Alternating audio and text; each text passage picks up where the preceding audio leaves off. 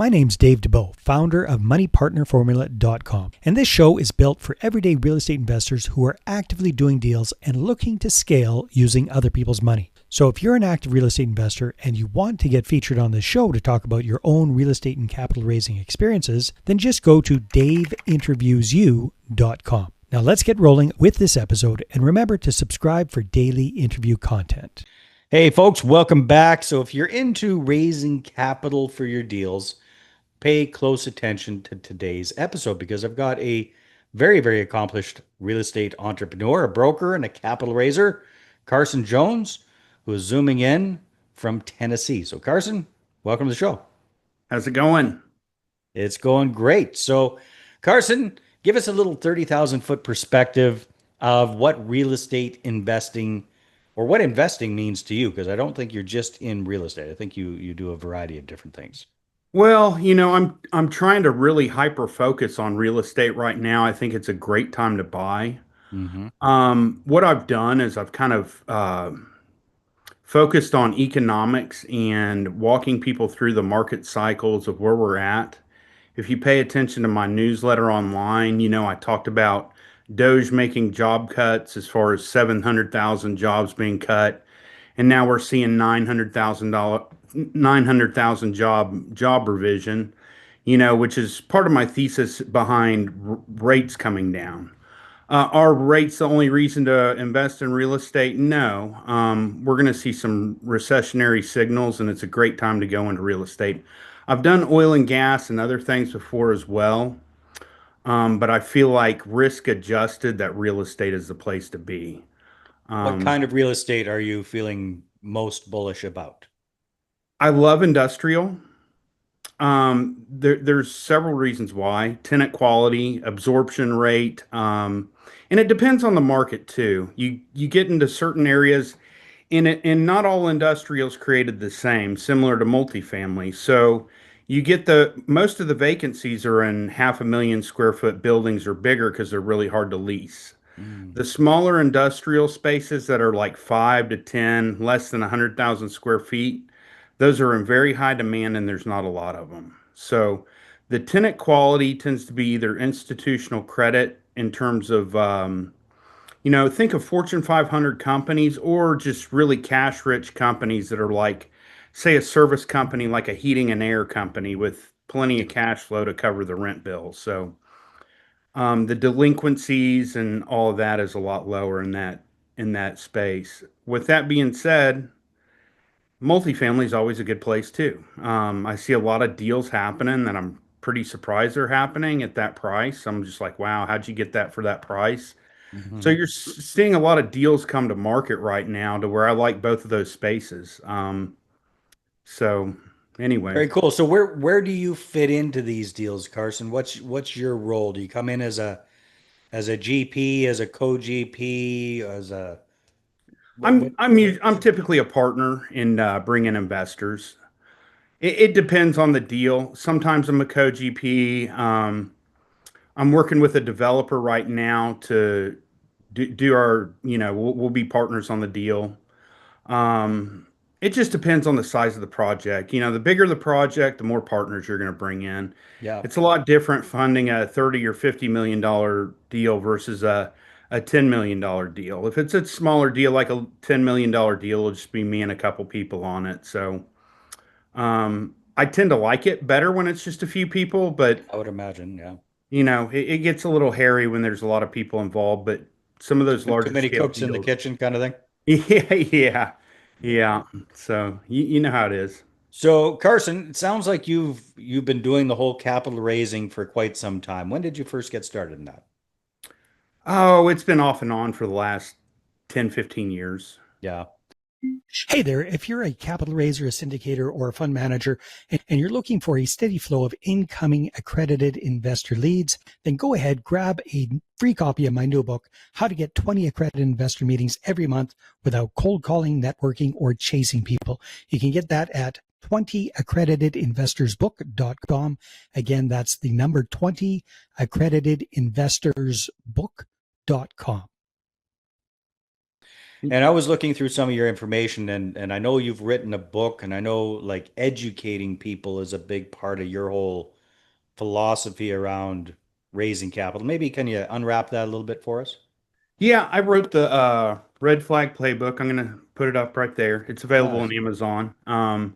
Red Flag Playbook. So what is I think I know what it means by the title, but maybe It's more than just real estate. It's avoiding the pitfalls of life, being online. If you're a corporate employee, you fall into everything looks easy online.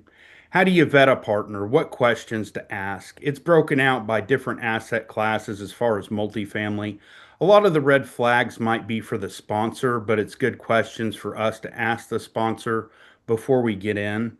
yeah. A lot of LPs that have, had problems in the past. It's understanding market cycles. A lot of it's educational, so they know why everything happened the way it did. Um, Understanding the red flags and people, what, so you hear a lot about like, okay, there's a tax write-off. Okay, do you really qualify? What are the red flags? What do you really qualify when we talk about all that? So it goes into a lot of detail. It has a very extensive glossary as far as going into IRR. Because the thing I love real estate. I think it's the best industry in the world, but I hate that we confuse the hell out of investors. Too many acronyms? Yes, IRR, none of them understand it. NOIs. Yeah. Yeah, Cap so rate. I break all that down because a lot of our investors are doctors. Like I have a investor that's a surgeon. Yeah. Okay. Brilliant guy, but they're Yeah. busy. They don't want to learn all this stuff, right? Well, it's not that they don't want to look stupid either, because Yeah. he's an expert, so he doesn't want to ask me what in the hell is IRR. Yeah. If he's a brain surgeon, he doesn't want to seem like he's dumb, right? That's Yeah, exactly. So it's more than just it doesn't the red flag playbook identifies a lot of red flag, but it does a lot of baby stepping. It yeah. goes through so chapter 3 basically breaks down what exactly is a syndication. Hmm.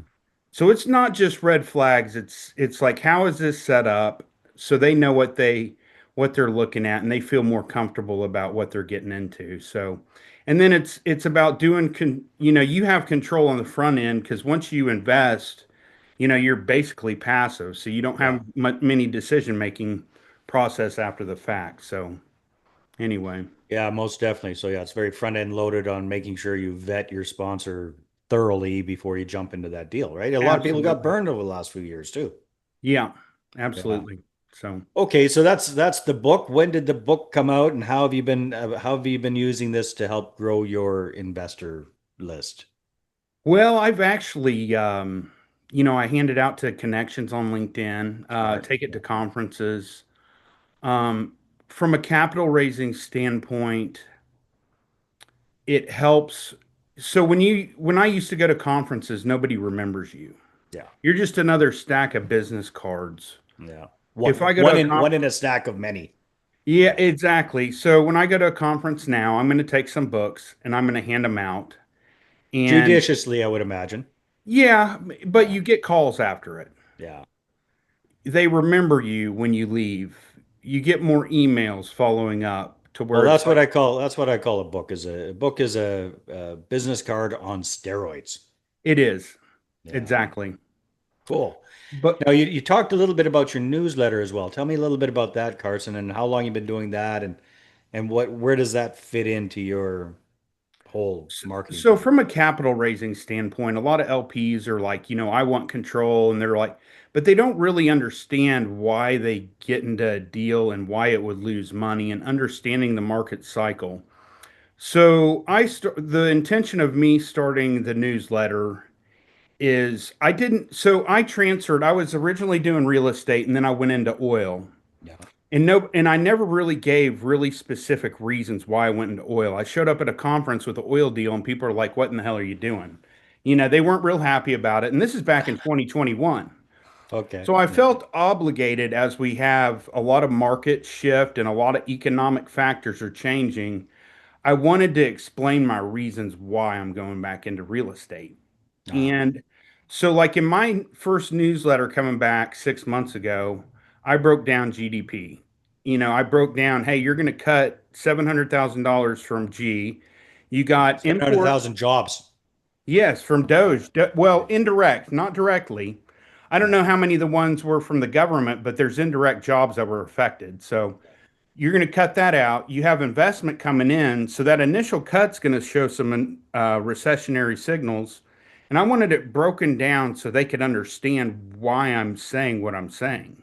Hmm. All of it turned out to be true, but the whole idea is to educate, on exactly why. Because I felt like I am blindsided investors. Not necessarily. They're like, what are you doing with the oil deal? And I don't think I did a real good job of explaining the market cycle and why I was so back then you want to stay away from people that say like claim to know exactly what's going to happen.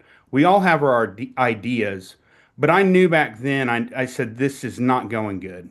The trajectory with the rates and the government spending, I just knew it wasn't going to end well. I didn't know how bad it would get, but I just Hmm. knew. I just think I should have done a better job explaining. So my newsletter, it breaks through that, and then I'm trying to dig down into why industrial, why different spaces. The reshoring of the jobs is a big thing. Yeah. Looking at different markets is something I've been talking a lot about on LinkedIn.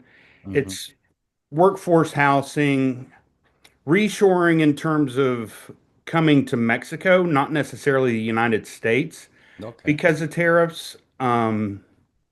What markets does that affect as far as multifamily? I think through Texas, multifamily would be a great spot. I think you're going to see a lot of, manufacturing as far as the car industry coming back here to Tennessee. I think multifamily and industrial here as well. I mean, there's a lot of the Midwest is doing great multifamily right now too. So, there's Yeah. just a lot of good opportunities. So, So that's your whole philosophy, really, is the newsletter is for educating people. You don't want to get in that situation like a few years ago where they felt blindsided because you kind of you jigged and jagged and they didn't quite know why. So you're making it. exactly, Yeah. So exactly. how often does your newsletter come out? Is it weekly, monthly? It's once a month. Yeah, it's a lot of work to put that kind of a newsletter together because it sounds like it's not just chat GP spitting stuff out. You're doing some serious research there. Yeah, it's very intentional, and I want them to be educated on the why behind why we're doing it. Because back in the day, even when you were selling multifamily, you're just showing up with a multifamily deal. You didn't tell them why and the economics behind it. Yeah. So I want them to know the economics behind. So if I'll have a multifamily, I'm doing industrial right now, but probably in the next 6 months, I'll have a multifamily deal. They're going Hmm. to know the why, the construction rates. Even if there's a market with 10% vacancy on their Class A, if you can get some of those are going for really good prices. So, and then there's no construction coming behind it. Yeah. Yeah. As That's far good as the news. supply coming online, construction slow. Construction and multifamily and industrial is down 60% from its peak. Wow. So So that's there's no backfill. So if you can get a deal on Class A, it's a good spot to be. So so anyway, Carson, what do you do when it comes to raising capital to bring on new investor leads? What do you find working best for you these days? I'm actually talking to a lot of bigger investors right now. All right. A lot of it's been online, and I just talked to a friend. I think we're going to limit them to $250,000 because they'll come in and just wipe the whole thing out. And we want some of the smaller investors to participate. Hmm. It's kind of finding that happy medium for me because you're eventually, if you want to scale and get into bigger projects, you need those smaller investors. Hmm. You don't want to kick them out. So I want them to feel like they have an opportunity. So I'm seeing a lot of big investors. I got a lot of foreign families from Hmm. Mexico that want to invest in the United States, um, looking to do checks between 1 and 5, even up north of $10 Wow. million. So I've gotten a lot of that. A lot of it's just been online Is that through attraction. LinkedIn? A lot of LinkedIn, just Yeah. posting. Yeah. Um, it's knowledge based stuff. So they really. So from the outside looking in, they see all the jobs and all the investments coming in. So you see what is it, UAE investing $1 trillion. I don't even know the dollar amount.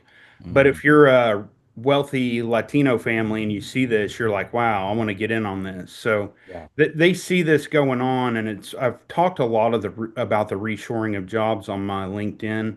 So I've been able to attract some of those bigger investors. So interesting. Yeah, another guy, well, I'm a real estate broker, and another guy is a broker with me, and he's got a Latino family, and they're well connected, I would imagine. yeah, they're wanting to come in. So anyway, Very cool, Carson. so Well, this has been very interesting. If people would like to connect with you and find out more about what you're up to, where should they go? best place is to look me up on LinkedIn. That's I'm findable there. I'm not on Facebook or Instagram, so find me on LinkedIn. So So Carson Jones, there might be more than one. How do they know it's you? Carson Jones in the Nashville area. They can email Nashville. me too at carson@passive.investments also. So anyway, Awesome. Well, so Carson, thanks very much for being on the show and sharing some of your knowledge and your insights into real estate and raising capital and the big picture. yep, absolutely. All right, everybody, take care, and we will see you on the next one. Hey there, I really hope you enjoyed that episode. And as always, if you want to listen to more daily interview content, make sure you subscribe. And if you're an active real estate investor and you're doing deals and you'd like to get featured on this show, then just head over to daveinterviewsyou.com.